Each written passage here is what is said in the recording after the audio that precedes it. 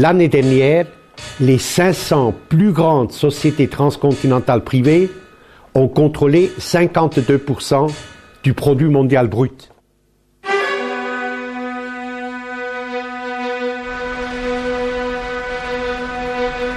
La mondializzazione ha avuto questo effetto di unificare le classi capitalistiche in tutto il mondo.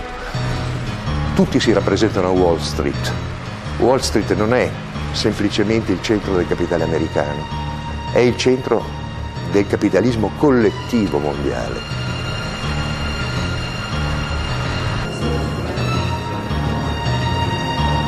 Can we tame globalization? Can we tame the G1? Can we tame the G7 and D8 and G8? Can we embed governance in new structures of effectiveness and accountability?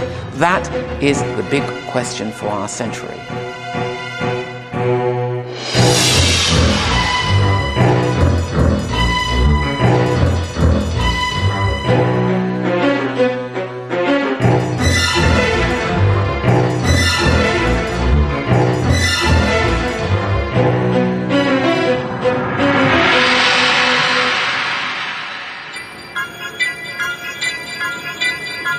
La mundialización está siendo pilotada por gigantescas empresas multinacionales. Ya se han hecho con enormes zonas del planeta y amenazan con tomar muchas más. Importantes regiones de todo el mundo están fuera de la jurisdicción de cualquier Estado.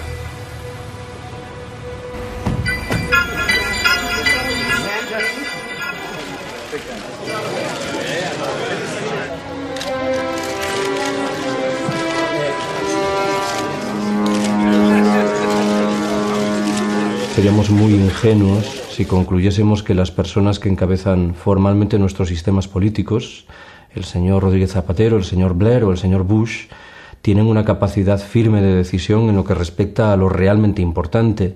Son antes bien formidables corporaciones económico-financieras que operan en la trastienda las que dictan las reglas del juego.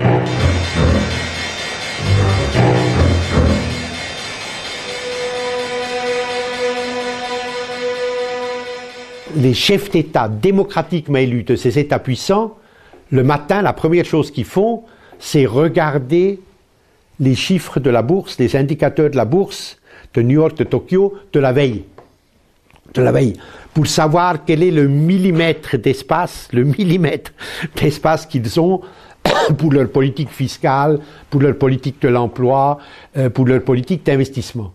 Et pour la première fois dans l'histoire de l'humanité, des entreprises transnationales ont un pouvoir beaucoup plus important que les États, que les gouvernements. Et la mondialisation, elle est économique et financière et elle a pour but de transformer toute la réalité du monde en marchandises, c'est-à-dire en produits qu'on peut vendre ou qu'on peut acheter. Las grandes fortunas y los intereses de los países más desarrollados ahogaron la posibilidad de un mejor reparto en el mundo.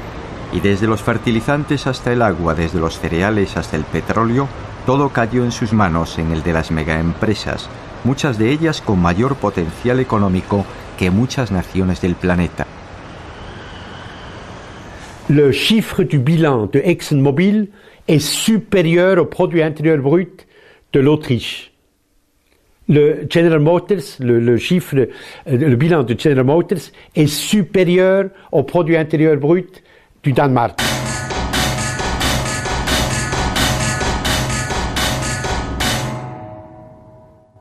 C'est que cette mondialisation, que les anglo-saxons appellent globalisation, a pour but de réduire la capacité des populations et des individus à décider de leur avenir. Et tout se décide uniquement en fonction des intérêts capitalistes des entreprises. Et si nous ne nous réveillons pas maintenant, eh bien c'est la jungle qui va recouvrir notre continent, la loi du plus fort. Il n'y a aucune raison que les démocraties telles que nous les connaissons, la civilisation républicaine démocratique ou la monarchie constitutionnelle telle que nous le connaissons depuis un peu plus de 200 ans sur ce continent, continue.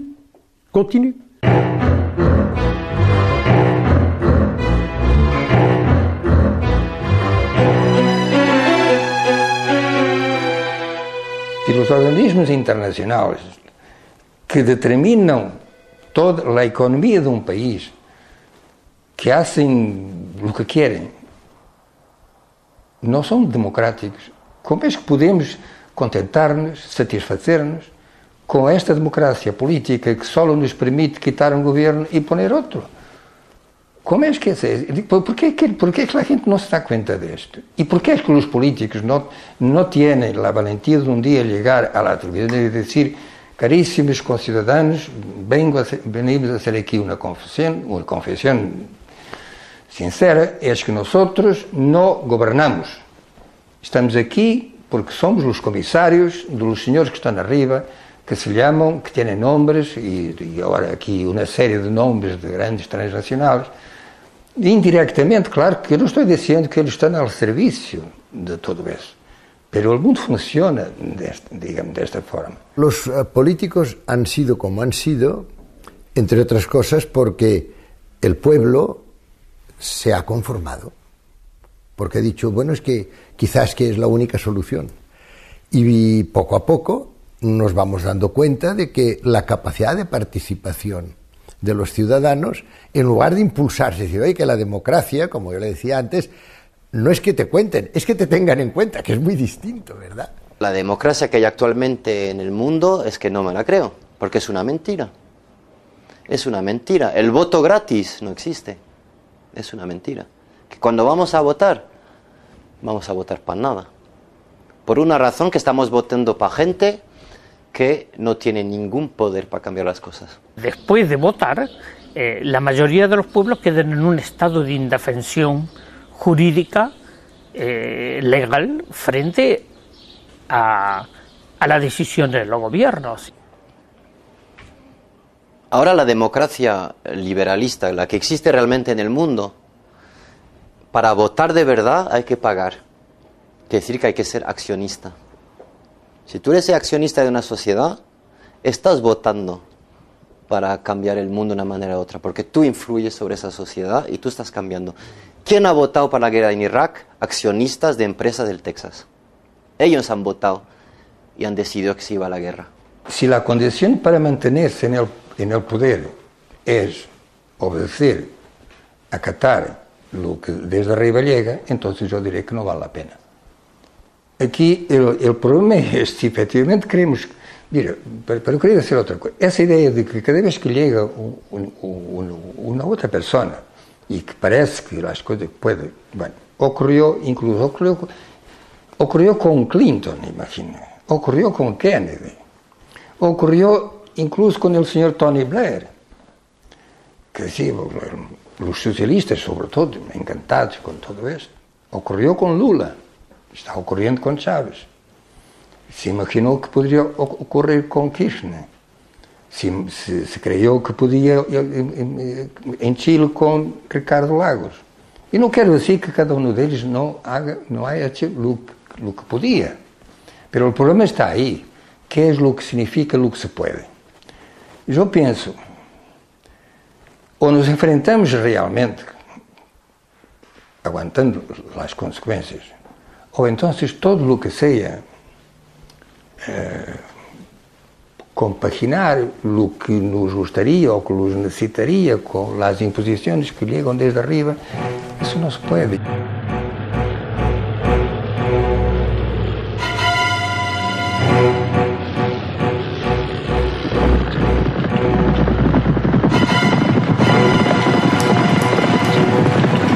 A los pocos días de asumir Lula, hubo una declaración de Frei Betto.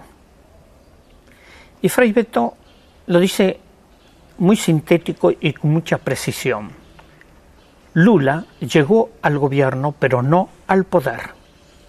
Entre llegar a un gobierno y tener el poder de lograr los cambios, hay una distancia abismal. Como então desgarrados da terra, como assim levantados do chão, como embaixo dos pés uma terra, como água escorrendo da mão. Pátria livre! Pátria livre! Lula se comprometeu sobre todo a pagar a deuda. E a partir daí, a partir nesse momento, a Globo, a gran potência mediática de Brasil, e não só de Brasil, porque tem ramificações por aí, pues ha apoiado a Lula imediatamente. Há apoios que matam. E se não matam imediatamente, matam a prazo. So if Lula had said, forget about the debt, my concern is the Brazilian people, and I'm going to use Brazil's income for my own people, the financial markets would have attacked the real the next morning. And I don't think that Brazil, which is quite a strong developing country, could have withstood the attack for a very long time. The central bank would have lost all its reserves, the currency would have crashed, people would have been thrown out of work, etc., etc. So that's the reason that everyone follows more or less the same logic. Now, to add to that, I think, but this may be a utopian view, that Europe could be an alternative to this kind of logic.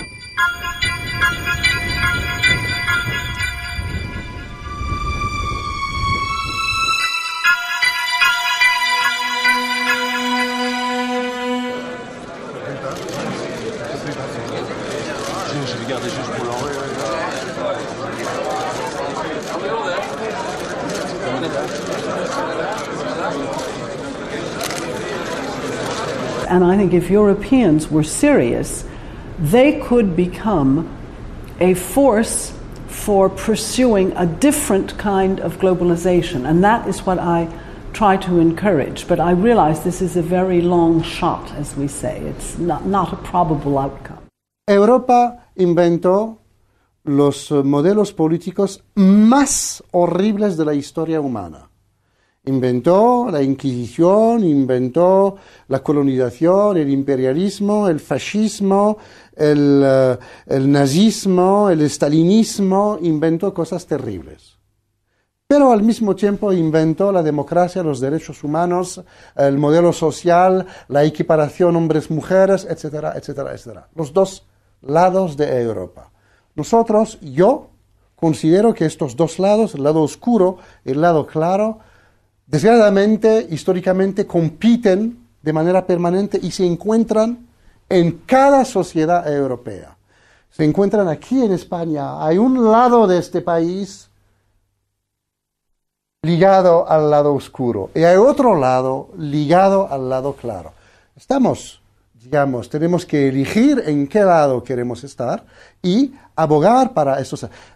Esta idea lo repito, esta idea de la sociedad, esta idea de lo que los italianos llamaban la civiltà, el hecho de que hay una sociedad en la que la cortesía, en la que la ayuda, en la que la generosidad, en la que el entendimiento, la apertura intelectual existe, es un milagro de Europa y tenemos que defenderlo.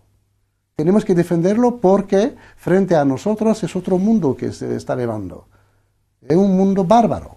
Yo soy muy escéptico con respecto al papel de la Unión Europea en el planeta contemporáneo. Creo que tendemos a idealizar lo que la Unión Europea es, y me refiero expresamente a lo que es, no a lo que pudiera ser. ¿Y en qué sentido digo esto? En dos sentidos diferentes. Creo que tenemos que abandonar una vieja distinción que sugiere que hay un modelo de capitalismo europeo caracterizado por su afortunada condición social y diferente del modelo norteamericano, mucho más impregnado por la lógica de la competición más feroz. Estamos obligados a preguntarnos, en otras palabras, ¿qué es lo que ha quedado del presunto modelo de capitalismo social europeo luego de 20 años de políticas neoliberales abrazadas por todos y cada uno de los gobiernos de los Estados miembros de la Unión y plasmadas, por cierto, en el Tratado de Maastricht y en el Tratado Constitucional? ¿Qué es lo más importante del reaccionarismo económico actual? El hecho de que efectivamente solo quieren jugar a favor de corriente y que hoy la corriente está en las grandes empresas. Pero ¿qué hay más contrario al liberalismo político que las grandes empresas? Vamos, lo del señor Bush con Halliburton y con todas las grandes sociedades que le apoyan a él, ¿cómo podemos llamar a Bush liberal? En ningún sentido. Vivimos en el imperio de las transnacionales, en el imperio del capital. Entonces esa es la diferencia sustancial entre el liberalismo y el neoliberalismo. Y el neoliberalismo utiliza esa coartada del libre mercado como una estrategia para apropiarse de todo. Telefónica, 133.000 trabajadores, 133.000 millones de beneficios. Repsol, 18.700 trabajadores, 117.000 millones de beneficios. Argentaria, 17.000 trabajadores, 80.000 millones de beneficios. Tabacalera, 11.000 trabajadores, 14.000 millones de beneficios.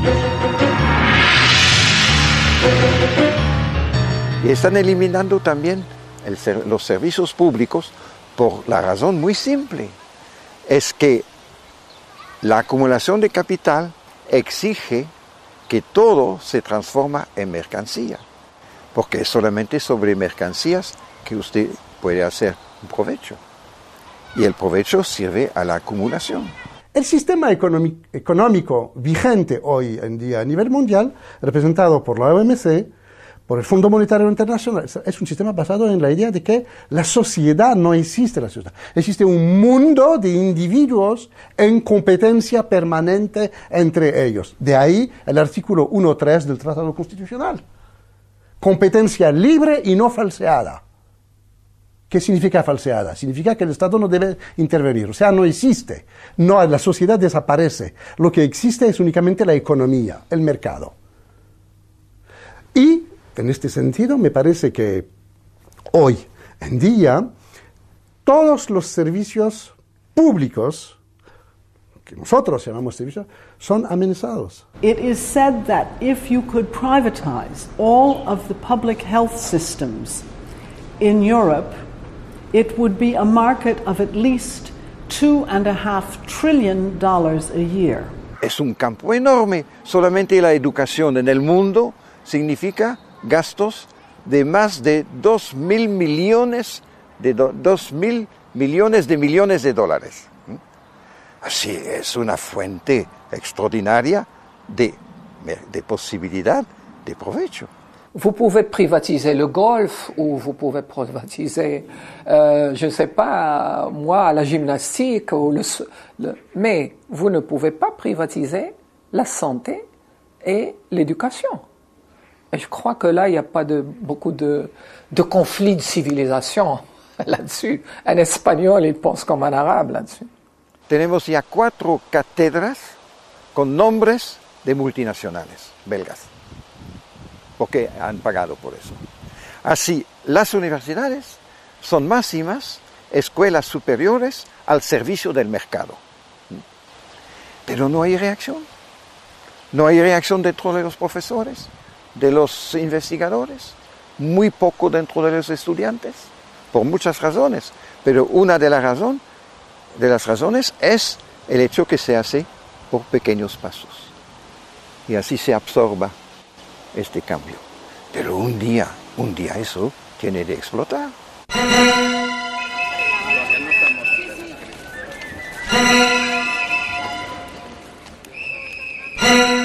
Il potere si concentra in alcune istituzioni finanziarie che sono fuori da un controllo politico democratico. Penso a quella che io definisco la Santa Trinità del male: la Banca Mondiale, il Fondo Monetario Internacional e l'Organizzazione Mondiale del Comercio. Son instancias al servicio de las grandes empresas transnacionales. Su propósito es abrir las economías y sanearlas para que estas empresas puedan llevar adelante sus operaciones de saqueo.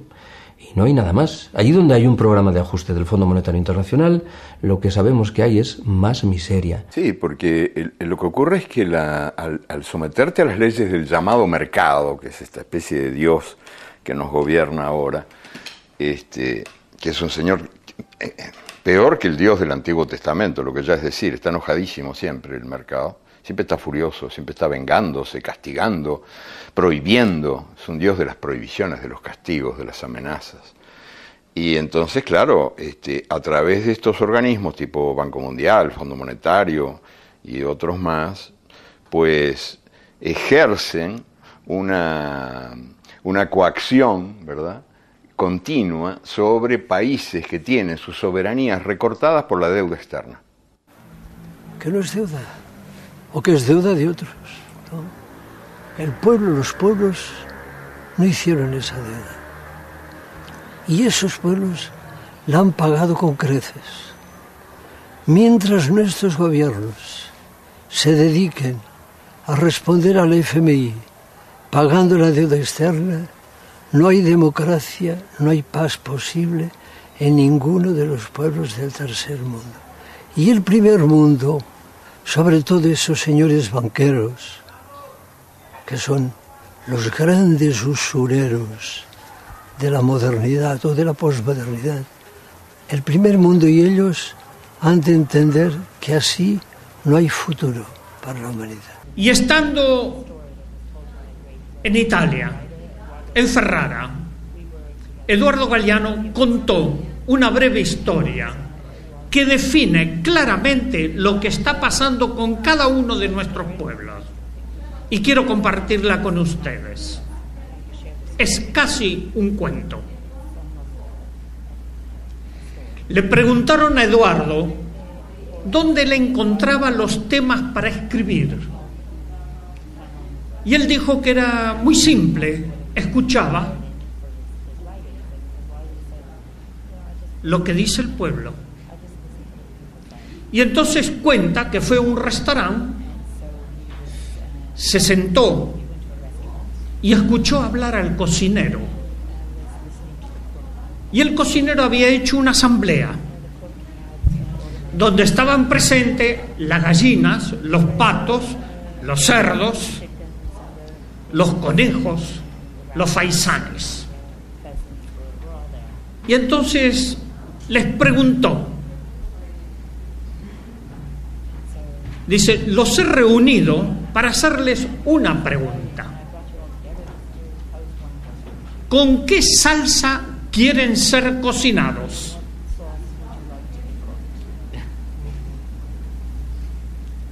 Todos quedaron asustadísimos hasta que se escuchó a una humilde gallina decir, yo no quiero ser cocinada.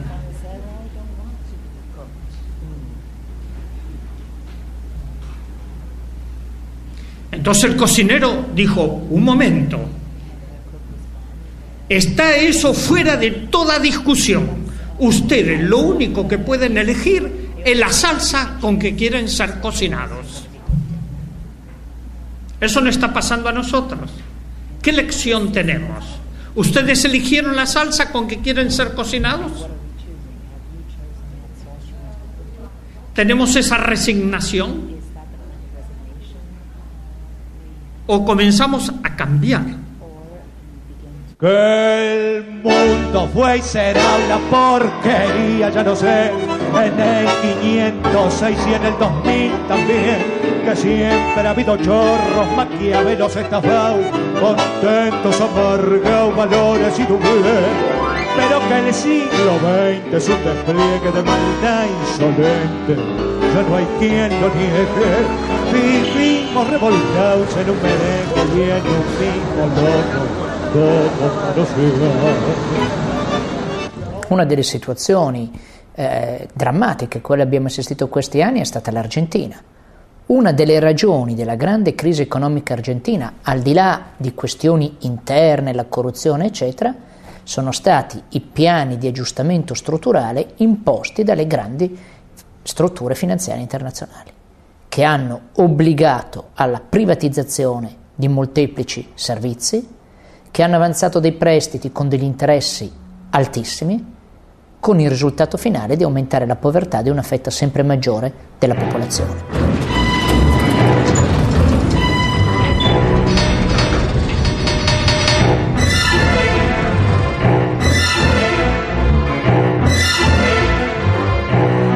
Hoy todo cambió y una nueva relación ha comenzado. También una nueva forma de vivir y de pensar. Aunque todos parezcamos los mismos, un cambio decisivo y fundamental se ha instalado entre nosotros. Y es un hecho de justicia histórica que este cambio lo realice un presidente justicialista, cerrando así el ciclo que comenzó hace 40 años. Jamás nadie como Menem había osado llevar la traición como bandera, ni ejecutar con tanto cinismo acciones contra la nación. El travestismo del nuevo jefe va a pulverizar medio siglo de resistencias populares. Impone la ideología de la derrota frente al modelo global. Indulta a los jefes de la dictadura y traiciona a millones de trabajadores que soportaron la represión. Abandona el antiimperialismo popular y la política de no alineamiento de Perón y Evita para establecer relaciones carnales con Estados Unidos. Su programa será el del Banco Mundial y el Fondo Monetario. Lo que sucedió en la Argentina fue la aplicación de políticas que se aplicaron no solamente en la Argentina. Has hablado de globalización. La globalización no ha sido otra cosa que la exportación global de un determinado modelo económico. A caballo de la caída del muro de Berlín y de la expansión dominadora del modelo del gran capital, surgen estos planes. Es la época del consenso de Washington. Todas las políticas de ajuste estructurales, sobre todo en países de Latinoamérica, por ejemplo, facilitaron las privatizaciones masivas y facilitaron el que las empresas transnacionales campasen por el mundo como los nuevos señores feudales. En Argentina, durante el gobierno de Menem, se privatizó todo menos 3 cosas: el perro, el gato y el loro. El resto se privatizó todo. Le hicieron creer a la sociedad que el verdadero demonio era el Estado. Y los ángeles salvadores venían de manos de las privatizaciones y las corporaciones. Carlos Menem remató la operación al vender las empresas públicas a inversores extranjeros. La deuda externa se disparó hasta los 188.000 millones de euros con el gobierno de Fernando de la Rúa. Porque el plan que impone el Fondo Monetario Internacional es un plan decidido a hacer un gran negocio financiero con este asunto de la deuda y asegurar gran rédito a las corporaciones y al sistema bancario. Mira, esto es muy largo de explicar, pero piensa que todo esto cierra que al final los bancos rompen las reglas básicas del sistema capitalista. Los bancos se llevan los depósitos de los ahorristas.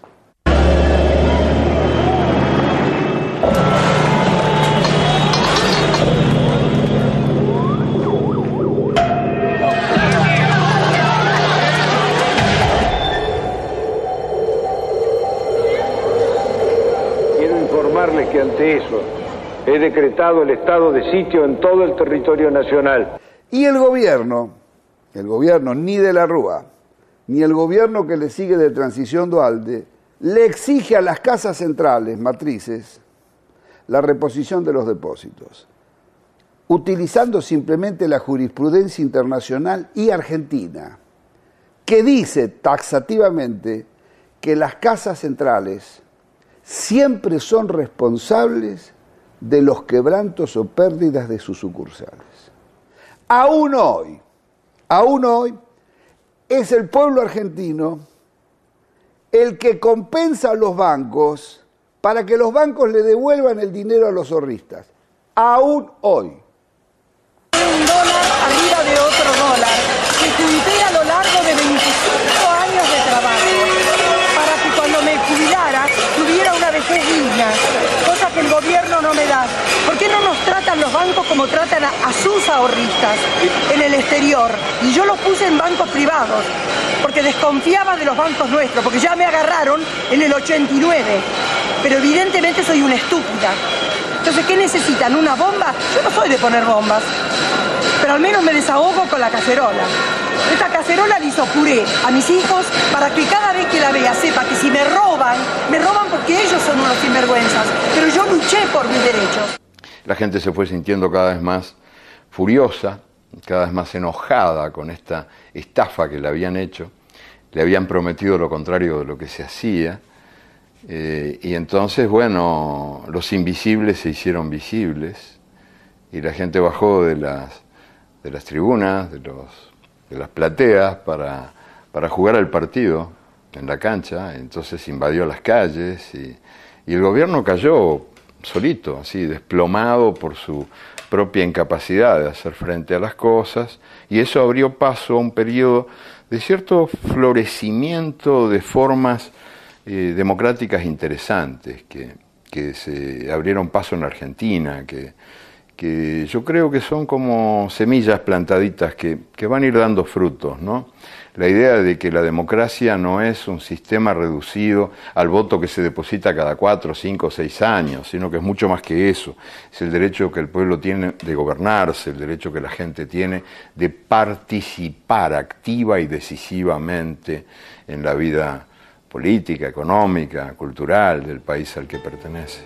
Si es lo mismo el que labora noche y día como un buey, que el que vive de nosotros, que el que mata, que el que cura o está fuera de la ley. Yo creo que hoy tenemos un gran desafío y es generar estrategias y políticas para revertir esta situación. El Fondo Monetario Internacional y el Banco Mundial, que fueron creados para estar al servicio del pueblo, están al servicio de las grandes corporaciones y de los grupos que dominan al mundo. Hay que decirles basta.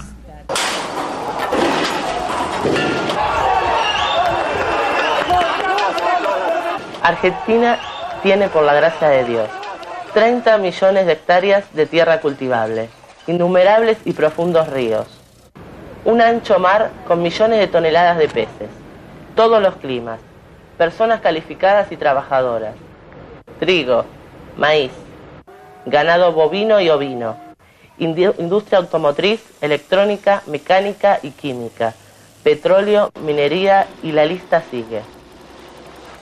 Entonces, ¿cuál es el problema? ¿Quién fue el creador de esta bomba? Respuesta: políticos incompetentes, malos administradores, diputados y senadores corruptos, sindicalistas traidores, empresarios ávaros. ¿Y vos? La Argentina, siendo un país riquísimo, porque no somos un país pobre, somos un país empobrecido, tenemos más de 10 millones de personas que viven en situación de pobreza. Se mueren 100 niños por día de hambre y enfermedades evitables.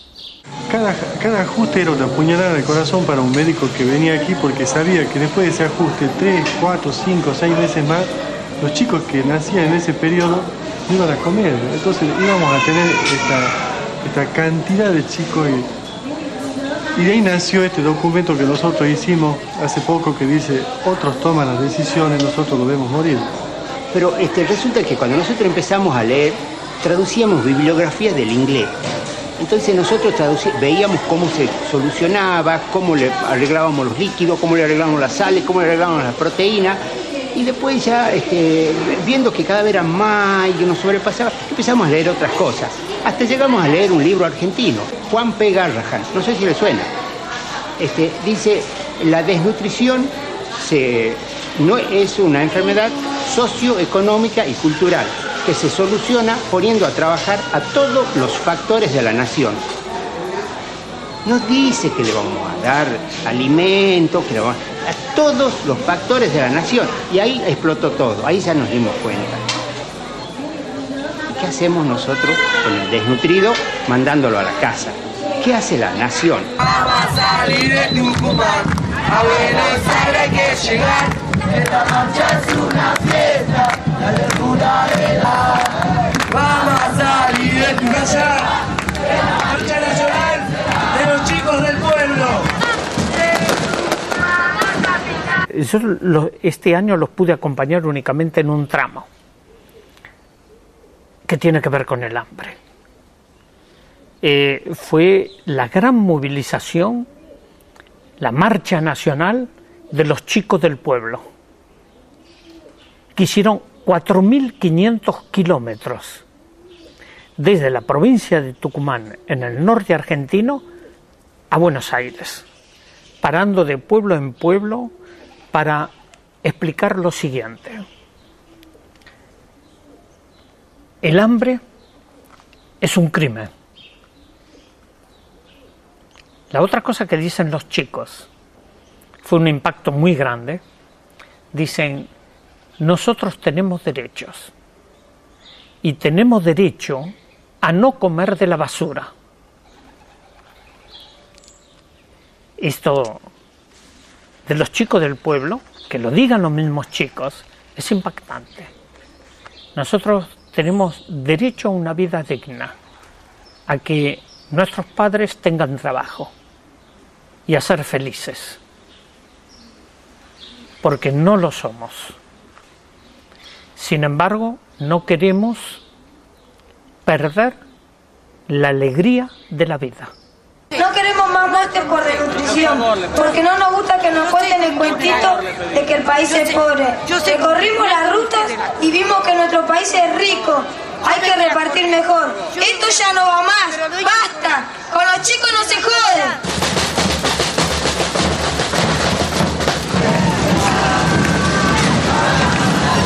Es difícil entender que este país que tiene 13.100.000 niños, 9,5 millones de niños estén en la pobreza. Las instituciones del Estado están en una total y absoluta deficiencia o no funcionan correctamente. Y esos más de 10 millones de personas, muchos con las protestas sociales, a los que se le pusieron piqueteros, los piquetes, comenzaron en General Mosconia, en el norte argentino, en Jujuy, y eran los antiguos trabajadores de yacimientos petrolíferos fiscales que fueron privatizados, donde está Repsol y que cerró muchísimas plantas. Esta gente con familias que siempre vivieron dignamente, como trabajadores de la empresa petrolera estatal, al privatizarse quedaron en la calle. Entonces, ¿qué hicieron? Cortaron las rutas y ahí vino el nombre de piquetero, que fueron acusados de subversivos, reprimidos. Yo he estado en la zona, gente torturada, baleada por las fuerzas de la gendarmería y de la policía, y de ahí vino el nombre de piquetero. Somos los desocupados, todos los que te vamos a aportar.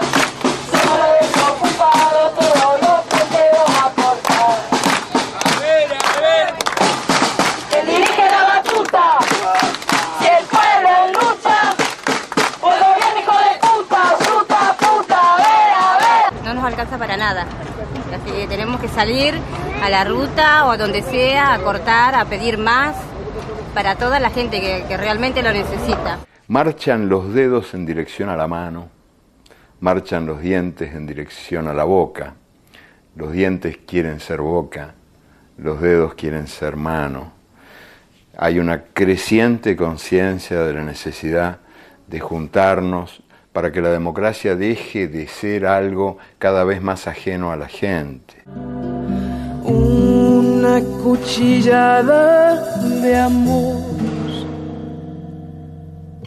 luna de los pobres siempre abierta. Yo vengo a ofrecer mi corazón como un documento inalterable. Yo vengo a ofrecer mi corazón.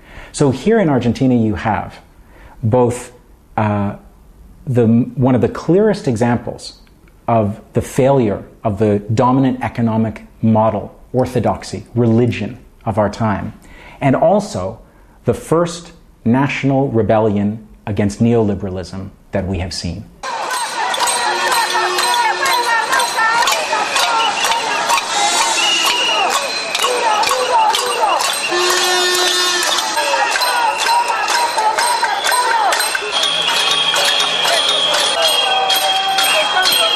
Estamos hartos de todo eso.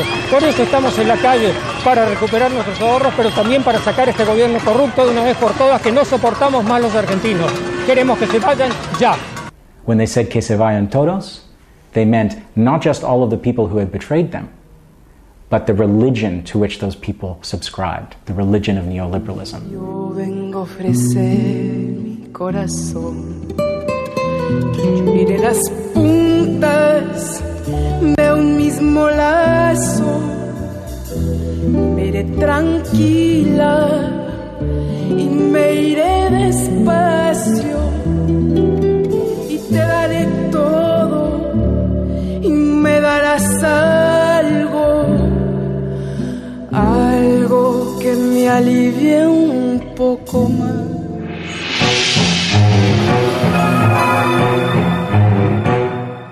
The financial markets now are very large players globally and are capable, through the free movement of capital, which is required by the International Monetary Fund, they can destabilize whole societies and have done so. En 2004, tous les jours ouvrables, si vous prenez tous les jours ouvrables sur toutes les places financières du monde, par jour, à peu près 1000 milliards de dollars ont changé d'identité, monétaire o jurídico. El dato a mí me parece escalofriante. Hoy en día en el planeta se mueven 60 veces más recursos en operaciones de cariz estrictamente especulativo que los que corresponden a operaciones que implican la compraventa efectiva de bienes y de servicios. La especulación, por tanto, lo impregna todo. El segundo dato relevante sugiere que una mecánica central de la globalización en curso es la desaparición de los controles, de las medidas de control y de freno.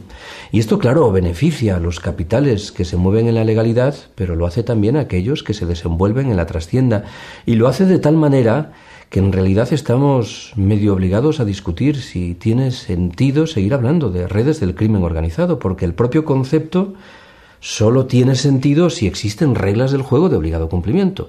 Quien no satisface las reglas se sitúa al margen y recibe el San Benito correspondiente. Pero si desaparecen las reglas, el propio concepto de crimen organizado parece que pierde sus cimientos. ¿Y cuál es el resultado? El resultado es el desconcierto actual. Es la contradicción entre democracias frágiles, vulnerables, como se quiera, a escala nacional, y una plutocracia, una oligocracia a escala internacional. Y tenemos tráfico de todo, tráfico de armas, tráfico de drogas, tráfico de personas, de capitales, de patentes, de todo. Y tenemos una vergüenza, que esto tendríamos que terminarlo, que es el que existan unos paraísos fiscales.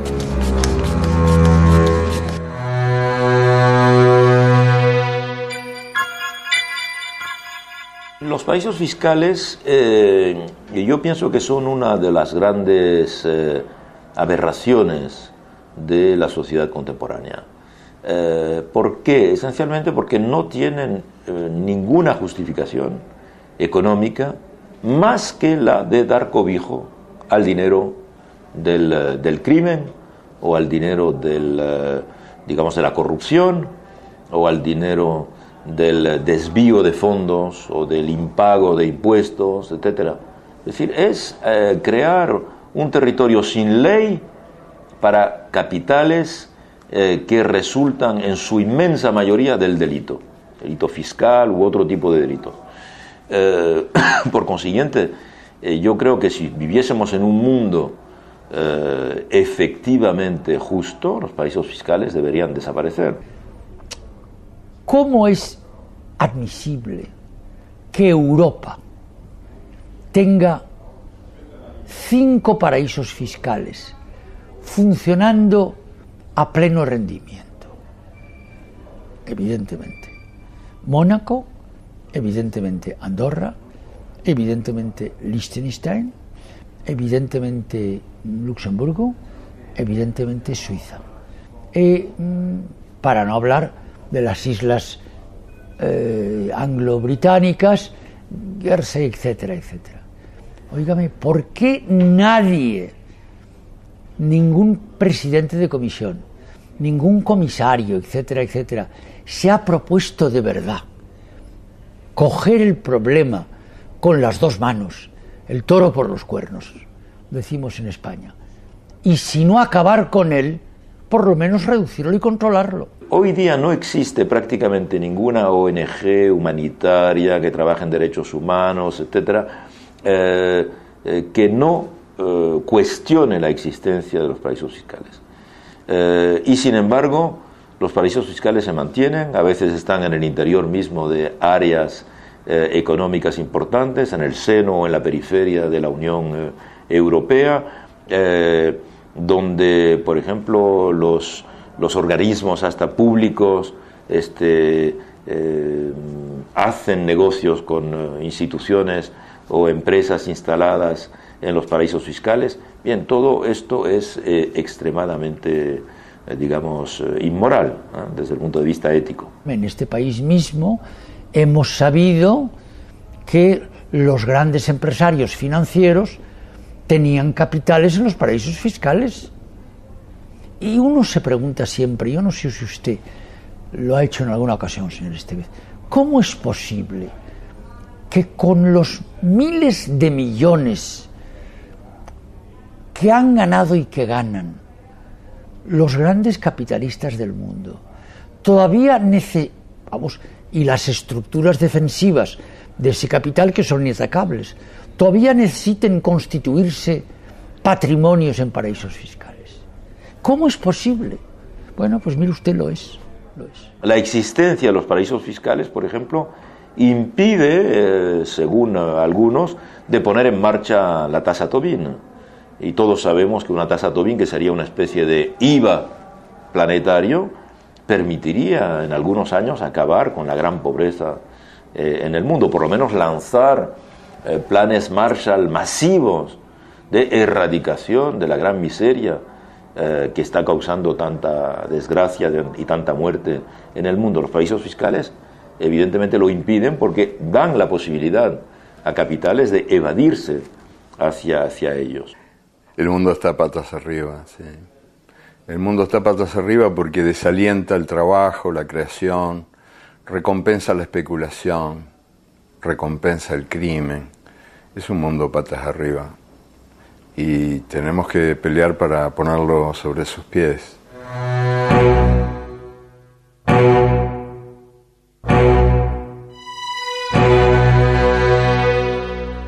Frente a este capitalismo salvaje que hoy vivimos, yo creo que efectivamente hay que saber decir no. Es decir, que hay que saber decir no, bueno, pues a todas esas promesas también utópicas que desde la ideología neoliberal del mercado se nos dice que todo esto nos va a traer progreso y desarrollo para todos. Bueno, pues hay que saber decir no a esto, hay que saber decir no al pensamiento único, a este mito de que ya no hay ideologías en el mundo, cuando esto se nos dice desde una posición ideológica muy clara. Que es la dominación intelectual, cultural y el control científico, económico y político del mundo. Y lo grave de esto es que con este arrumbamiento de los valores de la izquierda hemos perdido todos los grandes valores éticos del comportamento politico e social. Si parla sempre in democrazia di voce del popolo, ma la voce del popolo oramai è un effetto riflettente della voce dei media. Se uno va a vedere, guarda i media, poi guarda quel che dice la gente, è la stessa roba. Ma qual è la fonte di quella voce? Non è il popolo, è il messaggio televisivo. Central bankers like catching the markets by surprise, and this morning they certainly did so. On today's events with Roy Blumberg at our Wall Street Bureau. Roy, I still believe the market needs some more backing and filling, and yes, the Dow could likely... La majorité des grandes télévisions du monde, les grandes télévisions internationales, sont toutes aux mains d'entreprises transnationales qui essayent de contrôler l'information et la circulation de l'information. Donc il est évident que quand on voit les grandes chaînes internationales, leur volonté, c'est de faire appliquer le modèle et de conforter le modèle et de discréditer de manière évidente toute contestation de ce modèle dominant qu'est la globalisation.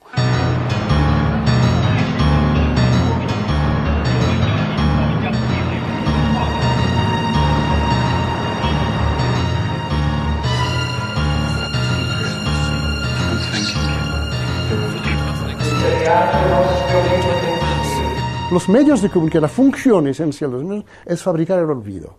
Con estas noticias, esta información extraordinaria, El resultado es no poder analizar lo que pasa. Jean-Luc Godard decía, el papel de la televisión es fabricar el olvido. Il 75% di persone non legge nemmeno un libro all'anno. Quindi da dove sanno le cose che sanno? Pochissime le sanno dalla televisione. E la televisione che cosa gli dà? Soltanto immagini. Non gli fa capire i problemi.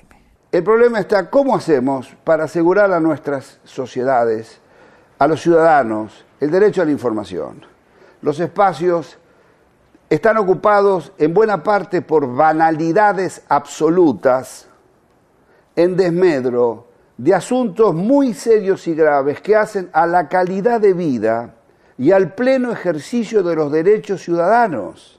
I don't know how many television viewers you have in your audience, but just think if today with our discussion we could encourage even 10 people to join an organization, to say, yes, I can do something.